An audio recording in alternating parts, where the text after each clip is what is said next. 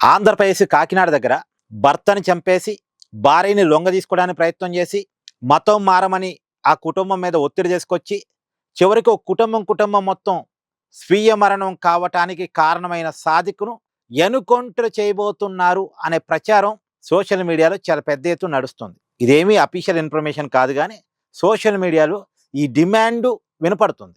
కారణం ఏంటంటే, మీ అందరికీ పిఠాపురం ఏఏ నూకరాజు కుటుంబం విషయం ఐడియా ఉంది కదా. నూకరాజు వాళ్ళ భార్య మీనా, వాళ్ళకు ఒక కుమారుడు. ఆ కుమారుణ్ణి ఈ సాదిక్ దగ్గర రైఫిల్ కోచింగ్ జాయిన్ చేయించారు. ఈ సాదిక్ రైఫిల్ కోచింగ్ ఇస్తాడట.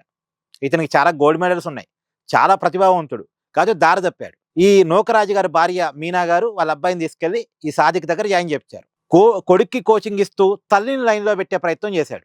కేవలం ఈవెన్ మాత్రమే కాదట, ఇలా చాలా మంది పిల్లల తల్లుల్ని ఎక్కడ పడితే అక్కడ తాకటం, వాళ్ళని లొంగ తీసుకుందామని ప్రయత్నం చేయడం చేస్తుంటాడట. ఇప్పుడు ఈ మీనా గారిని లొంగ తీసుకునే క్రమంలోనే ఆమెను ట్రాప్ చేసి, ఆమె భర్త అనారోగ్యంతో ఉంటే పాయిజన్ ఇంజెక్షన్ ఇచ్చి భర్తని చంపేసి, వీళ్ళ ఇంట్లోకి దూరి వీళ్ళ ఇంట్లో ఉన్న ఆస్తి రికార్డులన్నీ తన స్వాధీనం చేసుకొని, మొత్తానికి ఏమని తన ట్రాప్లోకి లాక్కొని, మొత్తానికి కొట్టి చిత్రహింసలు పెట్టి మతం మారమని ఇబ్బంది పెట్టే ప్రయత్నం చేస్తే, ఏం చేయాలో తెలియక, ఎవరికి చెప్పుకోవాలో తెలియక ఈ మీనా గారు వాళ్ళ భర్త ఏమో పాపం చంపేశాడు. ఈ సాదికే చంపేశాడు, పాయిజన్ ఇంజెక్షన్ ఇచ్చి భర్తని చంపేశాడు. తనని చిత్రహింసలు పెడుతున్నాడు. ఏం అర్థం కావట్లేదు ఆమెకి. తన తండ్రికి చెప్పుకుంది. ఆ తండ్రి పోయి సాదిక్ని బతిలాడాడు, వినలేదు. సాదిక్ వాళ్ళ తల్లికి చెప్పాడు, ఫలితం లేదు. పైగా మళ్ళీ మిమ్మల్ని కూడా చంపేస్తానని బెదిరిస్తున్నాడు, భయపెడుతున్నాడు, చిత్రహింసలు పెడుతున్నాడు, మతం మారమని ఒత్తిడి చేసుకొస్తున్నాడు, ఆస్తి రికార్డులన్నీ తన చేతుల్లో పెట్టుకున్నాడు. ఏం చేయాలో తెలియక ఆ కుటుంబం మొత్తం కూడా చెరువులో దూకింది. కానీ పిల్లవాడు బతికాడు. అతనికి ఈతొచ్చు అనుకుంటే పిల్లవాడు బతికాడు, పిల్లవాడికి ఏం కాలే. కానీ అక్కడ వాళ్ళిద్దరు చనిపోయారు. ఎవరు? మీనా గారు తండ్రి ఇద్దరు చనిపోయారు. నూకరాజు గారు ఆల్రెడీ ఈ సాదిక్ చేత చంపబడ్డాడు. సో కుటుంబం మొత్తం ఆగమైంది. ఇలా పిల్లవాడు అనాథగా మిగిలాడు. మొత్తానికి ఇప్పుడు ఆ సాదిక్ పరారీలో ఉన్నాడు. అతని కోసం వేట కొనసాగుతుంది. కానీ కనీసం మొబైల్ కూడా వాడకుండా చాలా జాగ్రత్తగా తప్పించుకొని తిరుగుతున్నాడట. కొంత టెక్నికల్ నాలెడ్జిబుల్ పర్సన్, ఎందుకంటే ఆల్రెడీ అతనికి మెడల్స్ కూడా ఉన్నాయట, రైఫిల్ కోచింగ్ అది బాగా వచ్చు. సో పోలీసులు ఎలా సెర్చింగ్ చేస్తారనేది కొంత అతనికి ఐడియా ఉన్నట్టుంది.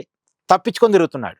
కానీ బయట మాత్రం కొన్నాళ్ళ పాటు ఇష్యూను స్లో కానిచ్చేసి, వన్ ఫైన్ డే సాదికే ఏ రైలు పట్టాల కింద పడ్డట్టో, ఏ చెరువులు దూకి చనిపోయినట్టో మనం చూసాం కదా. తుని ఇన్సిడెంట్లో ముసలోడు చెరువులు దూకి చనిపోయినట్టుగా చూపించారు. తర్వాత చిత్తూరు జిల్లాలో కూడా ఒక వ్యక్తి చెరువులు దూకి చనిపోయినట్టు చూపించారు, అమ్మాయిల మీద చేసి. ఇప్పుడు ఇతను కూడా అమ్మాయిల మీద చేశారు, కానీ ఇతన్ని కూడా అలాగే చూపిస్తారు. ఈ సాదికే చెరువులు దూకి చనిపోయినట్టుగా, లేదా రైలు పట్టాల మీద పడి చనిపోయినట్టుగా చూపిస్తారు. ఆ ప్రాణాపేక్షణ ఏదో జరుగుతుంది. ఆల్రెడీ ఇతను ఎక్కడ ఉన్నాడో పోలీసులు తెలుసు, పోలీసుల అదుపులోనే ఉండుంటాడు. ఇలాంటోడికి ఇలాంటి గతే పట్టాలి అనేది సోషల్ మీడియాలో బలంగా నడుస్తుంది. తునిలో ముసలోడికి పట్టిన గతే, చిత్తూరులో ఒకడికి పట్టిన గతే ఈ సాదిక్ కూడా పట్టబోతుంది, పట్టాల్సిందే అనేది సోషల్ మీడియా డిమాండ్. నిజంగా ఇట్లాంటి వాళ్ళు బతకడానికి అనర్హులండి. కానీ ఇట్లాంటి వాళ్ళ పట్ల సమాజం కూడా జాగ్రత్తగా ఉండాలి. ప్రత్యేకించి మహిళలు జాగ్రత్తగా ఉండాలి. తమ చుట్టుపక్కల ఉండే వాళ్ళ మనస్తత్వాలను మహిళలు గమనించాలి. వాళ్ళ ట్రాప్లో పడితే జీవితాలు ఆగమైపోతాయి. చూడండి, కుటుంబం ఆగమైపోయింది.